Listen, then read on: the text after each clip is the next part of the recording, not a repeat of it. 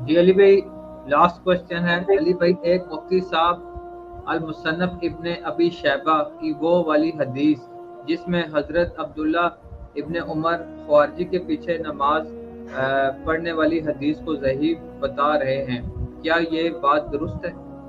میرے بھائی اس حدیث کے اوپر شیخ زبیر لیزئی صاحب نے اپنے مقالات کی پہلی جلد میں عبداللہ ابن عمر کے اوپر مضمون لکھا ہے، اس میں انہوں نے حدیث لی ہے، یہ مصنف ابن ابی شیبہ میں نہیں ہے، یہ سنن کبریٰ البیہقی کے اندر ہے اور طبقات ابن سعد کے اندر بھی ہے، تو انہوں نے اس کے اوپر صحت کا حکم لگایا ہوا ہے۔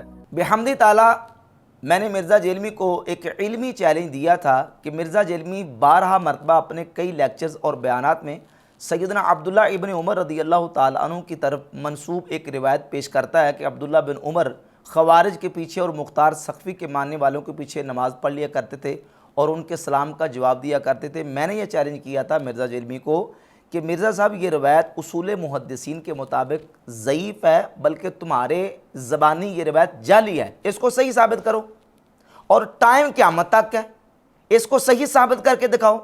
اور اس میں دو بڑی علتیں موجود ہیں، ایک تو یہ کہ یونس بن عبید طبقہ ثالثہ تیسرے طبقے کے مدلس ہیں اور ان کے ساتھ روایت کر رہے ہیں، اور دوسری بڑی علت اس میں یہ ہے کہ یونس بن عبید کا نافع سے حدیث سننا سرے سے ثابت نہیں۔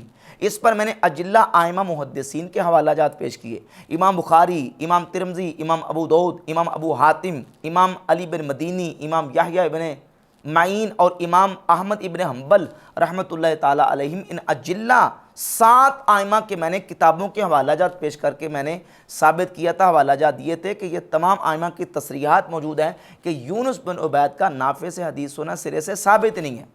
جب یہ روایت منقطع ہے، روایت ضعیف ہے، جعلی روایت ہے، تو کس منہ سے اس کو پیش کرتے ہو؟ ابھی دوبارہ نیا کلپ چڑھا دیا ہے اور اسی روایت کو پھر دوبارہ لے کے آئے کہ عبداللہ بن عمر خوارج کے پیچھے اور خشبیہ مختار سقفی کے ماننے والوں کے پیچھے نماز پڑھا کرتے تھے۔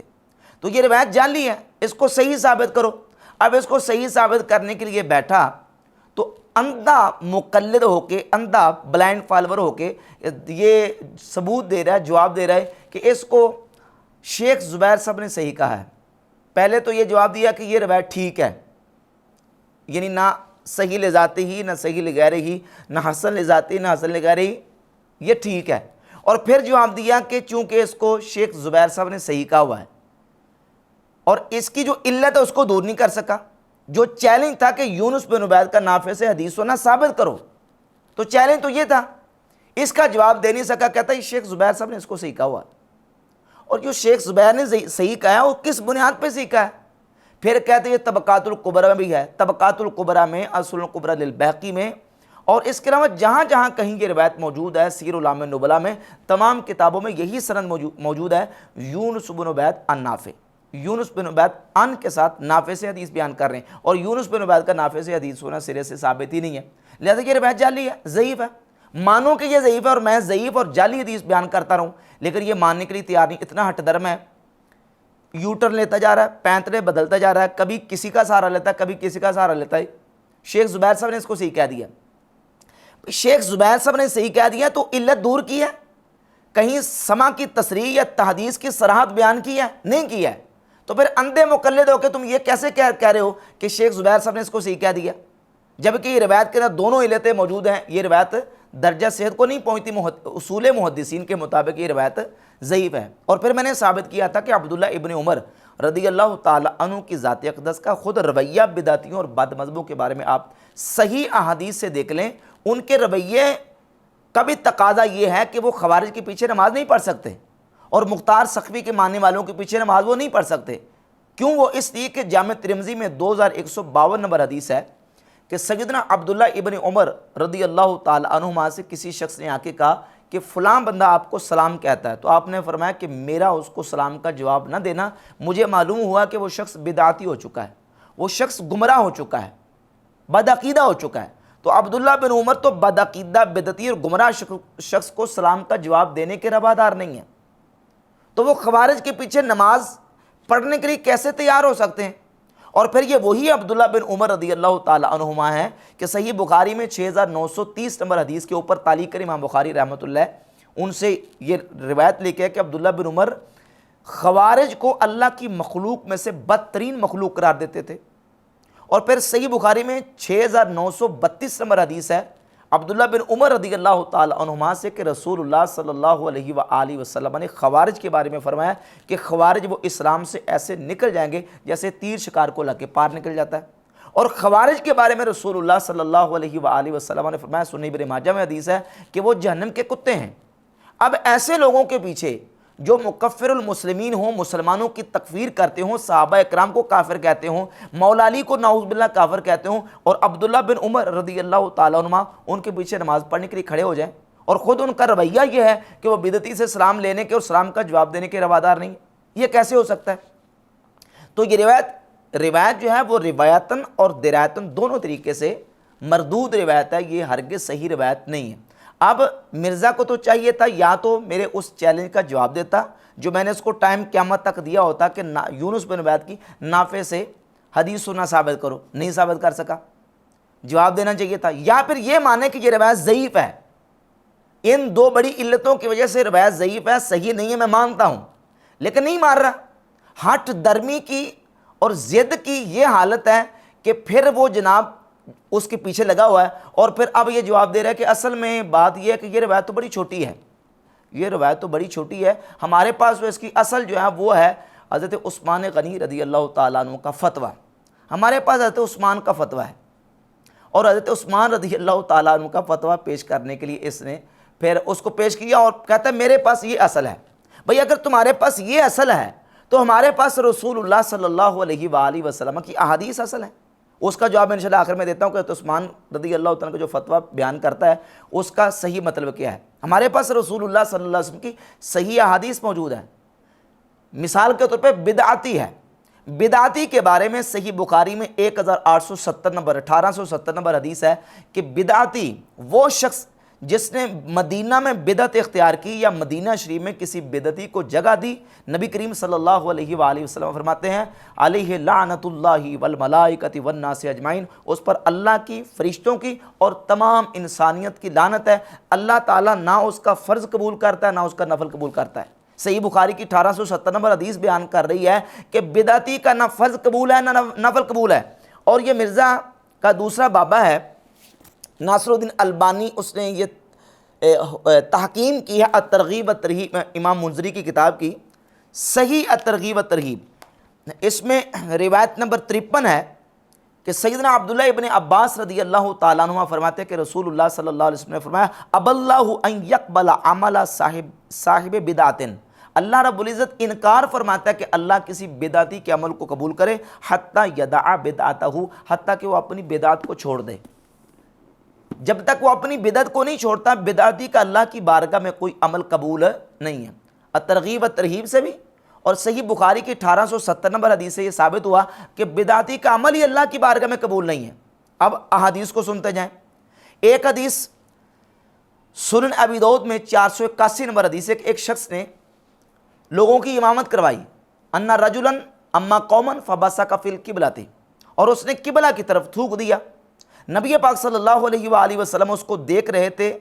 نبی کریم علیہ السلام نے پھر صحابہ اکرام کو بتایا اور فرمایا کہ یہ شخص آئندہ تمہیں نماز نہ پڑھائے۔ پھر دوبارہ اس شخص نے نماز پڑھانے کا ارادہ کیا تو صحابہ اکرام نے روک دیا کہ تم نے ہمیں نماز نہیں پڑھانی کیونکہ حضور علیہ السلام نے تمہارے پیچھے ہمیں نماز پڑھنے سے منع فرمایا ہے۔ اور اس شخص نے جب نبی کریم علیہ السلام سے جا کے پوچھا تو حضور نے فرمایا ہاں میں نے خود منع کیا تمہارے پیچھے کہ تمہارے پیچھے میرے صحابہ نماز نہیں پڑھیں گے۔ کیوں؟ اس لیے کہ آذیت اللہ و رسولہ، تو نے اللہ اور اس کے رسول کو اذیت دی ہے، اللہ اور اس کے رسول کی نافرمانی کر کے قبلہ کی طرف تھوک کے تو نے اللہ اور اس کے رسول کی نافرمانی کر کے اذیت دی ہے، اس لیے تمہارے پیچھے نماز پڑھنے سے میں نے خود صحابہ کو منع کیا ہے۔ اب اس حدیث سے مسئلہ کیا مستنبط ہوا کہ جو شخص اللہ اور اس کے رسول کی نافرمانی کرتا ہے یا وہ شخص جو اللہ اور اس کے رسول کو اذیت دیتا ہے اس کے پیچھے نماز پڑھنے سے خود رسول اللہ صلی اللہ علیہ وسلم نے روکا ہے، حضور نے منع فرمایا، حدیث موجود ہے۔ اس کے ساتھ جو ہمارے پاس اصل ہے ایسے یعنی گناہگار شخص کے بارے میں یا بدعتی شخص کے بارے میں نماز نہ پڑھنے کے حوالے سے وہ ایک دوسری حدیث، ایک تو یہ حدیث سنن ابی داؤد کی 481، اسی طرح سنن ابی داؤد میں 517 اور 518 نمبر حدیث ہے، نبی پاک صلی اللہ علیہ وسلم نے فرمایا الامام ضامن والمؤذن مؤتمن، امام ضامن ہے اور مؤذن امین ہے۔ اب امام ضامن ہے اپنے مقتدیوں کی نماز کا، اس سے بھی یہ مسئلہ فقہاء نے مستنبط کیا کہ امام وہ ہو جو خیر والا ہو اور صالح العقیدہ ہو اور صالح العمل ہو۔ ان احادیث طیبات سے یہ مسئلہ مستنبط ہوتا ہے۔ اور اگر عبداللہ بن عمر رضی اللہ عنہ کے حوالے سے تم ضعیف روایت پیش کر کے یہ ثابت کر رہے ہو کہ وہ خوارج کے پیچھے نماز پڑھتے تھے، تو عبداللہ بن عمر رضی اللہ تعالیٰ سے ایک اور روایت بھی ہے، اگر ضعیف ہی قبول کرنی ہے تو یہ عبداللہ بن عمر کے حوالے سے امام دارقطنی نے اپنی کتاب سنن دارقطنی میں 1863 نمبر حدیث بیان کی ہے مرفوعاً کہ عبداللہ بن عمر رضی اللہ عنہ فرماتے ہیں کہ رسول اللہ صلی اللہ علیہ وآلہ وسلم نے فرمایا اجعلوا ائمتکم خیارکم، تم اپنے امام ان لوگوں کو بناؤ جو تم میں سے بہتر لوگ ہیں، فإنہم وفدکم فیما بینکم وبین اللہ عز وجل، کیونکہ تمہارے امام تمہارے اور تمہارے رب کے درمیان تمہارے نمائندے ہیں۔ تو اس حدیث نے بتا دیا کہ امام وہ شخص ہو جو بہتر ہو، صالح العقیدہ ہو اور صالح العمل ہو۔ اب اس روایت میں ایک راوی کے اوپر جرح موجود ہے، راوی کمزور ہے، لیکن اس روایت کے دو شواہد موجود ہے کتب حدیث میں۔ ایک تو یہ سیدنا عبداللہ بن عمر رضی اللہ عنہ کی حدیث آ گئی، اس کے ساتھ امام حاکم سیدنا مرثد ابن ابی مرثد الغنوی رضی اللہ تعالیٰ عنہ سے 5048 نمبر اور امام طبرانی المعجم الکبیر للطبرانی میں روایت نمبر 17165 لے کے آئے۔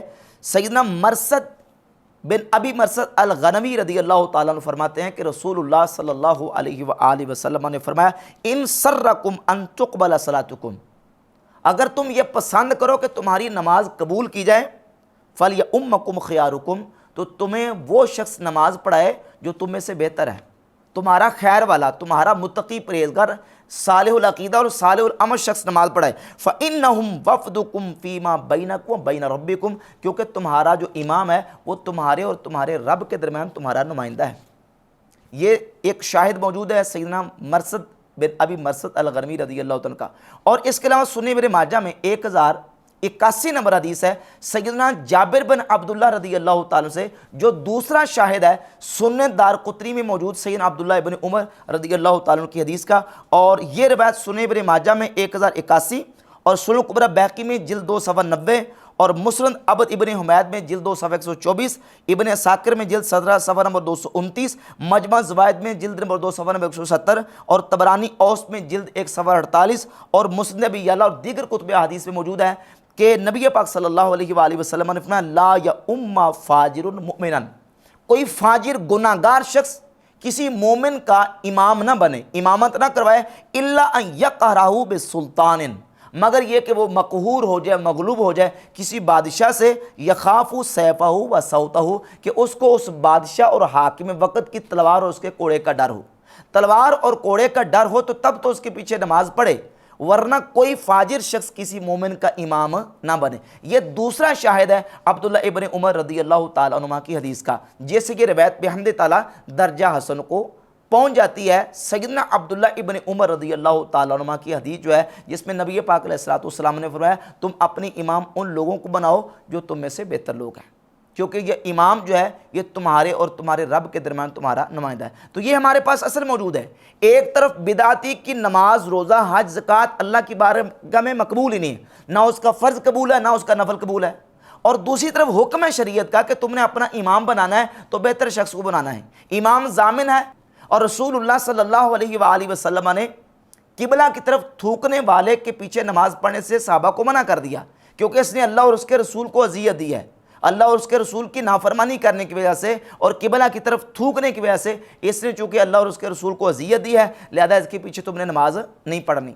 اور پھر اس کے ساتھ ایک اور روایت، ایک اثر سیدنا واصلہ بن اسقر رضی اللہ تعالیٰ عنہ کو وہ بیان کروں گا، کیونکہ مرزا نے چیلنج کیا تھا کہ ٹائم قیامت تک ہے کہ کسی صحابی کا آپ کوئی فتویٰ بیان کر دیں کہ کسی صحابی نے یہ کہا ہو کہ فلاں بدعتی کے پیچھے نماز نہیں ہوتی۔ اچھا یہاں میں یہ بات کر دوں کیونکہ یہ کہے گا ویسے ہی نہیں ہے۔ اب جب بات آتی ہے نا اپنی، تو پنجابی میں کہتے ہیں نا کہ میٹھا میٹھا اپ اپ اور کوڑا کوڑا تھو تھو۔ اب جو اپنے حق میں روایت آتی ہے تو کہتا ہے جی میں تو اس کو اس لیے لے آؤں کیونکہ اس کو البانی صاحب نے صحیح کہا ہے، میں اس کو اس لیے لے آؤں کیونکہ اس کے شیخ زبیر صاحب نے صحیح کہا ہے. میں نے اپنے کربلا والے ریسرچ پیپر میں روایتیں جمع کی ہیں جن کو البانی صاحب نے بھی صحیح کہا ہے اور جن کو شیخ زبیر صاحب نے صحیح کہا ہے, تاکہ شیخ زبیر صاحب کو ماننے والے ان کے لیے بھی آ جائیں اور شیخ البانی صاحب کو ماننے والے ان کے لیے بھی آ جائیں. تو ابھی میں ایک روایت بیان کرنے لگا ہوں المعجم الکبیر للطبرانی سے, سیدنا واصلہ بن اسقع رضی اللہ تعالی عنہ سے 17,590 نمبر حدیث ہے. آپ سے پوچھا گیا کہ کیا قدری کے پیچھے نماز پڑھ لی جائے, تو فرمایا لا تصلی خلفہ, قدری کے پیچھے نماز نہ پڑھنا. فرماتے ہیں کہ اگر میں کسی قدری کے پیچھے نماز پڑھ بیٹھوں تو میں اپنی نماز کو لٹاؤں گا, میں اپنی نماز کا اعادہ کروں گا. یہ فتویٰ ہے سیدنا واصلہ بن اسقع رضی اللہ تعالیٰ عنہ کا. اور اس روایت کو شرح اصول اعتقاد اہل سنہ حافظ ہبۃ اللہ اللالکائی نے اپنی کتاب میں 1347 نمبر یہ روایت ذکر کی. اور اس کے ایک محقق ہیں, معروف عرب محقق ہیں سید عمران, انہوں نے اس کی تحقیم کی ہے. اور 1347 نمبر روایت کے نیچے لکھا کہ حسن اخرجہ الطبرانی فی الکبیر, کہ طبرانی نے اس کو المعجم الکبیر میں ذکر کیا ہے اور اس حدیث کی سند حسن ہے. کس حدیث کی؟ جس میں واصلہ بن اسقع رضی اللہ تعالیٰ عنہ فتویٰ دے رہے ہیں کہ قدری کے پیچھے نماز نہیں پڑھنی, اگر میں قدری کے پیچھے نماز پڑھ بیٹھوں تو میں اپنی نماز کو لٹاؤں گا. تو رسول اللہ صلی اللہ علیہ وسلم کی احادیث بھی آ گئی, حضور کا فتویٰ بھی آ گیا, صحابی رسول واصلہ بن اسقع رضی اللہ تعالیٰ کا فتویٰ بھی آ گیا. یہ اصل ہے ہمارے پاس, تمام دلائل ہیں جس کی بنیاد پر یہ بات واضح ہوتی ہے کہ بدعتی کے پیچھے نماز پڑھنا شریعت میں پسندیدہ نہیں ہے بلکہ ناپسندیدہ ہے, مکروہ ہے. شریعت اس کو ناپسند کرتی ہے کیونکہ بدعتی کا عمل قبول نہیں ہے, نہ اس کا فرض قبول ہے نہ اس کا نفل قبول ہے, اور وہ مبغوض ہے اللہ اور اس کے رسول کی بارگاہ میں. اس کے پیچھے نماز پڑھنا اور اس کو اپنا امام بنانا یہ شریعت کے ہاں ناپسندیدہ اور مکروہ ہے. یہ بات بالکل واضح ہو گئی کہ حضرت عثمان نے کہا کہ ان بدعتیوں اور باغیوں کے پیچھے نماز پڑھو. اس پہ امام بخاری نے باب باندھا ہے کہ باغی اور بدعتی کے پیچھے نماز پڑھنے کا حکم ہے. جہاں تک رہا کہ بات سیدنا عثمان غنی رضی اللہ تعالیٰ عنہ کے اثر کی اور فتوے کی, تو اس سلسلے میں مرزا نے کذب بیانی کی ہے. کہتا ہے ہمارے پاس تو اصل ہے تو عثمان کا فتویٰ ہے جی, چلیں یہ روایت تو بہت چھوٹی روایت ہے, تو عثمان کا فتویٰ موجود ہے صحیح بخاری کے اندر. اور اس کے اوپر امام بخاری رحمۃ اللہ علیہ نے باب باندھا ہے, ہیڈنگ دی ہے کہ باغی اور بدعتی کے پیچھے نماز پڑھنے کا حکم ہے. حالانکہ بالکل یہ جھوٹی بات ہے, امام بخاری رحمۃ اللہ علیہ نے اس طرح نہیں لکھا کہ باغی اور بدعتی کے پیچھے نماز پڑھنے کا حکم ہے. وہاں تو لفظ ہے باب و امامت المفتون والمبتدع, مفتون اور بدعتی کی امامت کا بیان لکھا ہے, یعنی باب لکھا ہے, باب, حکم تو کوئی نہیں وہاں لکھا. حکم ہے کا مطلب یہ کہ امام بخاری یہ ترغیب دے رہے ہیں کہ تم بدعتیوں کے پیچھے نماز پڑھو اور تم باغیوں کے پیچھے نماز پڑھو. جب ہم امام بخاری رحمۃ اللہ کا فتویٰ ان کی دوسری کتاب خلق و افعال العباد سے پیش کرتے ہیں کہ امام بخاری اپنی اس کتاب کے صفحہ 11 پر یہ فتویٰ دیتے ہیں, ما ابالی صلیت خلف الجہمی الرافضی ام صلیت خلف الیہود والنصارى. امام بخاری فرماتے ہیں مجھے کوئی پرواہ نہیں, میں برابر سمجھتا ہوں میں کسی رافضی جہمی کے پیچھے نماز پڑھوں یا میں کسی یہودی اور عیسائی کے پیچھے نماز پڑھوں. یہودی اور عیسائی کے پیچھے نماز پڑھنا اور جہمی رافضی کے پیچھے نماز پڑھنا میرے نزدیک برابر ہے. تو اس فتوے کو تم یہ کہہ کے ٹال دیتے ہو کہ یہ ان کا اپنا ذاتی اوپینین ہے, یہ ایکسپرٹ کا اوپینین ہے. تو یہ جو باب ہے یہ کیا ہے؟ یہ بھی ایکسپرٹ کا اوپینین ہے. باب محدث کی رائے ہوتی ہے, اللہ رسول کا فرمان نہیں ہوتا. امام بخاری کی وہ رائے ہے باب و امامت المفتون والمبتدع, اور اس رائے میں بھی مرزا نے کذب بیانی کی ہے, اس کو بگاڑ کے پیش کر رہا ہے. اس کا معنی کیا بیان کر رہا ہے کہ بدعتی اور باغی کے پیچھے نماز پڑھنے کا حکم ہے, حالانکہ اس کا یہ معنی بنتا نہیں, غلط معنی کر رہا ہے. بھئی اگر خلق و افعال العباد میں امام بخاری یہ کہیں کہ رافضی کے پیچھے نماز پڑھنا اور یہودی عیسائی کے پیچھے نماز پڑھنا میرے نزدیک برابر ہے, میں دونوں میں برابر سمجھتا ہوں, اس کو تم ایکسپرٹ کا اوپینین کہہ کے چھوڑ دیتے ہو. بھئی نیکسٹ کویسچن ہے, کیا امام بخاری نے خلق افعال العباد میں رقم 40 میں جہمی رافضی کے پیچھے نماز پڑھنے کو یہودی عیسائی کے پیچھے پڑھنے جیسا کہا, ان سے سلام نکاح عیادت کرنا ذبیحہ کھانے سے بھی روکا ہے؟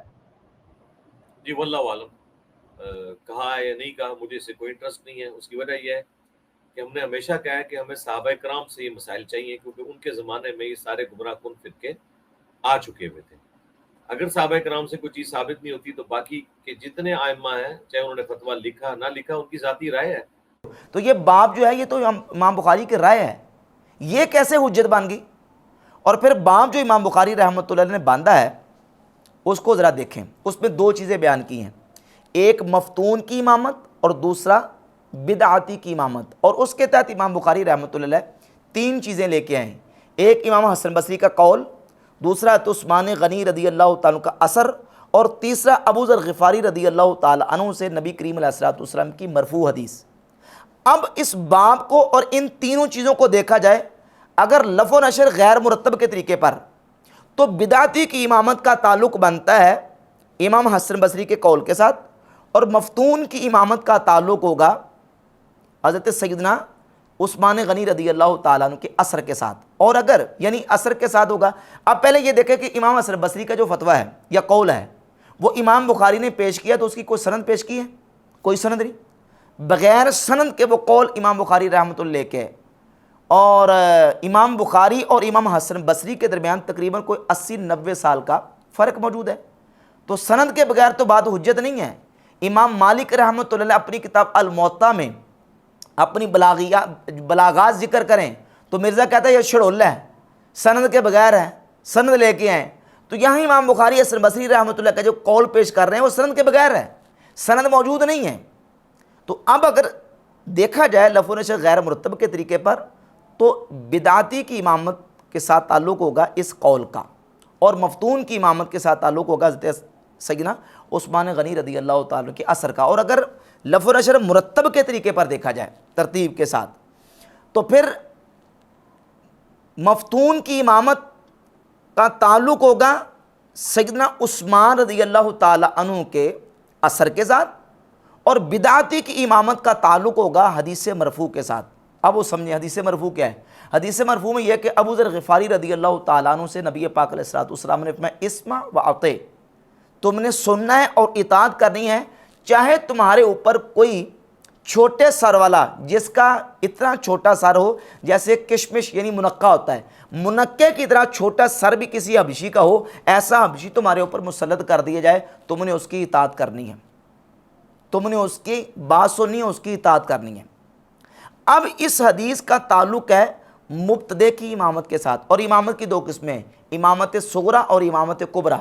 جو نماز کی امامت ہے اس کو امامت صغریٰ کہتے ہیں، اور جو مسلمانوں کی پوری حکمرانی ہے اور حکومت جس کو کہتے ہیں حکمران یا فرمان روا ہونا، اس کو امامت کبریٰ کہتے ہیں.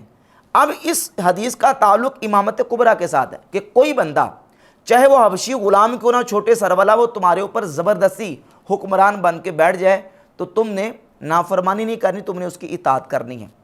اب اس حدیث سے محدثین نے یہ رزلٹ نکالا کہ چونکہ حبشی جو ہے وہ غلام ہوگا اور ان پڑھ ہوگا، جاہل ہوگا، غلام ان پڑھ جاہل ہونے کی وجہ سے وہ کئی معصیت اور بدعتوں کا ارتکاب کرے گا، لیکن چونکہ وہ تغلب کے طور پر مسلمانوں کا حکمران بن کے بیٹھ گیا ہے تو ایسے حکمران کی اطاعت کرنے کا حکم دیا گیا ہے کہ تم نے اس کی اطاعت کرنی ہے، تم نے نافرمانی کر کے انتشار نہیں پھیلانا.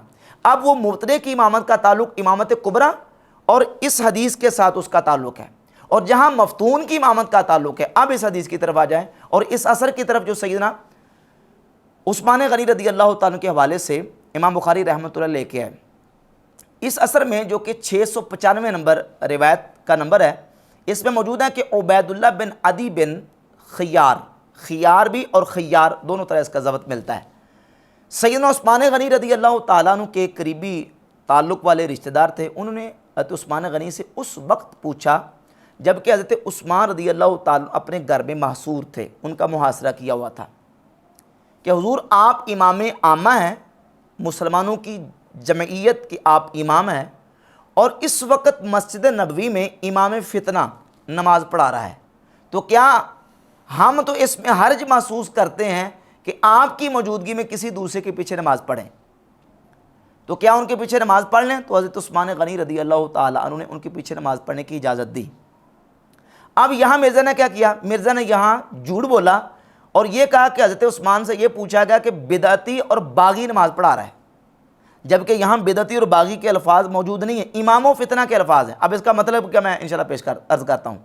امام و فتنہ کہتا باغی اور بدعتی نماز پڑھا رہا ہے، ایک طرف یہ کہتا کہ باغی اور بدعتی نماز پڑھا رہا ہے، اور دوسری طرف یہ کہتا کہ جو حضرت عثمان رضی اللہ تعالیٰ کے مقابلے میں کھڑے تھے اور جنہوں نے محاصرہ کیا تھا وہ صحابہ کرام تھے جی، وہ صحابہ ہی تھے۔ تو اس کا مطلب یہ نکلا کہ امام بخاری ان صحابہ کو باغی اور بدعتی ثابت کر رہے ہیں، اور حضرت عثمان ان صحابہ کو باغی اور بدعتی سمجھتے تھے، یعنی رسول اللہ صلی اللہ علیہ وسلم کے صحابہ باغی اور بدعتی تھے، جبکہ حدیث میں اور روایت کے اندر کوئی ایسے الفاظ موجود نہیں، امام و فتنہ کے الفاظ موجود ہیں۔ اور اب یہ سمجھیں کہ اس روایت کے اندر جو امام الفتنہ کے الفاظ ہیں، شارحین نے اس کی تشریح کی ہے، اے امام و وقت الفتنہ تے، یعنی وہ امام ہے جو فتنے کے وقت نماز پڑھا رہا ہے۔ اور وہ امام کون تھا؟ جو اس وقت فتنے کے وقت مسلمانوں کو، صحابہ کرام کو نماز پڑھا رہا تھا۔ اس روایت کی تفصیل امام بخاری رحمۃ اللہ کے دادا استاذ امام عبدالرزاق الصنعانی اپنی کتاب مصنف عبدالرزاق جس کو کہتے ہیں، اس میں 1991 نمبر، اور امام ابو زید عمر بن شبہ المتوفیٰ 262 ہجری اپنی کتاب تاریخ المدینۃ المنورہ صفحہ 248 پر روایت نمبر 2125 اور 2126 دو روایتیں لے کے ہیں۔ حافظ ابن حجر عسقلانی نے فتح الباری میں اس حدیث کو صحیح قرار دیا، اور صحیح سند کے ساتھ امام بیہقی اپنی کتاب السنن الکبری للبیہقی میں 5856 نمبر حدیث لے کے آئے۔ اس میں الفاظ یہ ہیں کہ عبید اللہ بن عدی بن خیار کہتے ہیں میں حضرت عثمان کے پاس گیا جس وقت وہ محصور تھے، وعلی بن ابی طالب یصلی للناس، علی بن ابی طالب رضی اللہ تعالیٰ عنہ لوگوں کو نماز پڑھا رہے تھے۔ اور تاریخ مدینہ میں الفاظ موجود ہیں وعلی رضی اللہ عنہ یصلی بالناس، اور حضرت علی رضی اللہ تعالیٰ عنہ لوگوں کو نماز پڑھا رہے تھے۔ اور مصنف عبدالرزاق میں 1991 نمبر جو روایت ہے اس میں وعلی یصلی بالناس، حضرت علی رضی اللہ تعالیٰ عنہ لوگوں کو نماز پڑھا رہے تھے۔ اب امام و فتنہ کا معنی یہ ہے امام فی وقت الفتنہ تھی، فتنے کے وقت حضرت عثمان غنی جو امام عامہ تھے وہ نماز نہیں پڑھا رہے تھے، بلکہ حضرت علی رضی اللہ تعالیٰ عنہ نماز پڑھا رہے تھے۔ مصنف عبدالرزاق میں تاریخ مدینہ المنورہ امام ابن شبہ کی، اور السنن الکبری للبیہقی میں امام بیہقی صحیح سند کے ساتھ اس حدیث کو لے کے آئے کہ نماز پڑھانے والا کون تھا؟ حضرت علی رضی اللہ تعالیٰ عنہ۔ فتنے کے وقت مولا علی نماز پڑھا رہے تھے، اور عبید اللہ بن عدی بن خیار نے یہی پوچھا کہ ان کے پیچھے نماز پڑھ لیں۔ میں اس بات میں حرج محسوس کرتا ہوں۔ وہ حرج کیوں محسوس کرتے تھے؟ اس لیے کہ چونکہ حق اور اولویت امامت کی وہ امام عامہ کو حاصل ہے، جو مسلمانوں کا امیر ہے، مسلمانوں کا خلیفہ ہے، اس کا پہلے حق ہے کہ وہ امام بنے اور نماز پڑھائے۔ ان کی موجودگی میں کوئی دوسرا نماز پڑھائے ہم اس میں حرج محسوس کرتے ہیں۔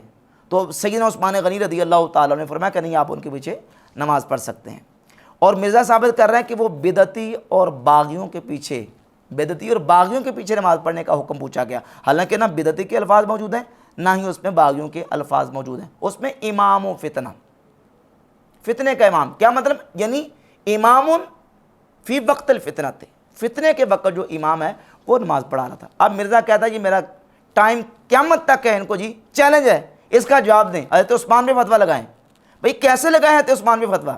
مولا علی نماز پڑھا رہے تھے رضی اللہ تعالیٰ عنہ، اور پھر میں نے آپ کے سامنے بحمد تعالیٰ مرفوع احادیث اور موقوف صحابہ کرام رضی اللہ تعالیٰ عنہ کے آثار اور روایت آپ کے سامنے رکھ دیں کہ اصل جو حکم ہے شریعت میں بدعتی کے پیچھے نماز پڑھنے کا، شریعت طیبہ ایسے بدعتی جو فاسد العقیدہ ہو، فاسد العمل ہو، اس کے پیچھے نماز پڑھنے کو شریعت پسند نہیں کرتی، اس کے پیچھے نماز پڑھنا مکروہ ہے۔ اور اگر اس کی بدعت کفر کی حد تک پہنچ جائے، یعنی بدعت مکفرہ کا مرتکب ہو جائے، تو پھر اس کے پیچھے نماز سرے سے باطل اور مردود ہے۔ جس طرح کہ امام بخاری رحمۃ اللہ کا فتویٰ میں نے آپ کے سامنے رکھا خلق و افعال العباد سے، وہ فرماتے ہیں کسی رافضی کے پیچھے نماز پڑھنا اور یہودی اور عیسائی کے پیچھے نماز پڑھنا میرے نزدیک برابر ہے۔ اچھا، جب بات آتی ہے حدیث کے صحیح اور ضعیف ہونے کی، کہتا ہے یہ میں نے کربلا والے ریسرچ پیپر میں وہ احادیث بھی ڈال دی ہیں جس کو شیخ زبیر صاحب نے صحیح کہا ہے، اور وہ احادیث بھی ڈال دی ہیں جس کو شیخ البانی صاحب نے صحیح کہا ہے۔ اسی لیے ہم نے کربلا والے ریسرچ پیپر میں بھی آپ دیکھیں گے کہ بعض حدیثیں ایسی ہیں جن کو البانی صاحب نے صحیح کہا اور زبیر لزئی صاحب نے ضعیف کہا، میں نے وہ بھی ڈال دی۔ بعض حدیث جن کو زبیر لزئی صاحب نے صحیح کہا، البانی صاحب نے ضعیف کہا، میں نے وہ بھی ڈال دی، تاکہ کوئی یہ نہ گلہ کر سکے کہ ہم تو اس والی کو مانتے تھے، آپ نے وہ والی کیوں ڈالی؟ ہم نے دونوں طرح کی ڈال دی، تاکہ جو شیخ زبیر صاحب کو ماننے والے ہیں ان کے لیے بھی حدیثیں آ جائیں، اور جو شیخ البانی صاحب کو ماننے والے ہیں ان کے لیے بھی آ جائیں۔ یہاں تو تم نے دونوں ڈال دیں، لیکن جب رفع دین اور نماز کے اوپر تم نے ریسرچ پیپر لکھا ہے وہاں تمہیں سانپ سونگ گیا۔ کیوں؟ اس لیے کہ ترک رفع دین کے اوپر سیدنا عبداللہ ابن مسعود رضی اللہ تعالیٰ عنہ کی جو حدیث ہے وہ اس کو البانی نے صحیح قرار دیا ہے۔ یہ میرے پاس موجود ہے، البانی کی تحکیم کے ساتھ سنن نسائی 1026 نمبر حدیث ہے، البانی نے عبداللہ ابن مسعود رضی اللہ عنہ کی حدیث کو صحیح قرار دیا۔ یہ ہے سنن ابی داؤد 848 نمبر حدیث ہے، البانی نے صحیح قرار دیا۔ یہ ہے جامع ترمذی 257 نمبر حدیث ہے، اس کو بھی البانی نے صحیح قرار دیا، جس میں سیدنا عبداللہ ابن مسعود رضی اللہ عنہ فرماتے ہیں الا اصلی بکم صلاۃ رسول اللہ صلی اللہ علیہ وسلم، کیا میں تمہیں رسول اللہ صلی اللہ علیہ وسلم کی نماز پڑھ کے دکھاؤں؟ فصلی فلم یرفع یدیہ الا فی اول مرہ، تو آپ نے نماز پڑھ کے دکھائی اور نماز کے شروع کے علاوہ باقی کسی مقام پہ رفع دین نہیں کیا، نہ رکوع جاتے، نہ رکوع سے اٹھتے، نہ سجدے جاتے، نہ سجدے سے اٹھتے، نہ سجدوں کے درمیان، نہ تیسری رکعت کے شروع میں، کسی مقام پہ نہیں، الا فی اول مرہ۔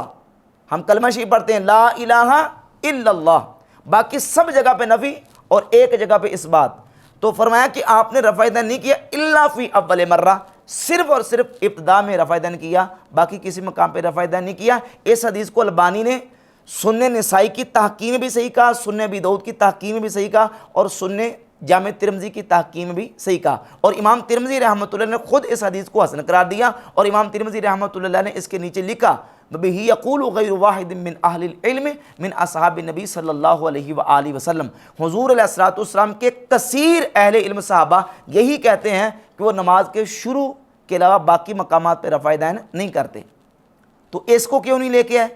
یہاں تمہیں سانپ سونگ گیا، یہاں تمہیں یاد نہیں ہے کہ البانی نے اس کو صحیح کہا ہوا ہے؟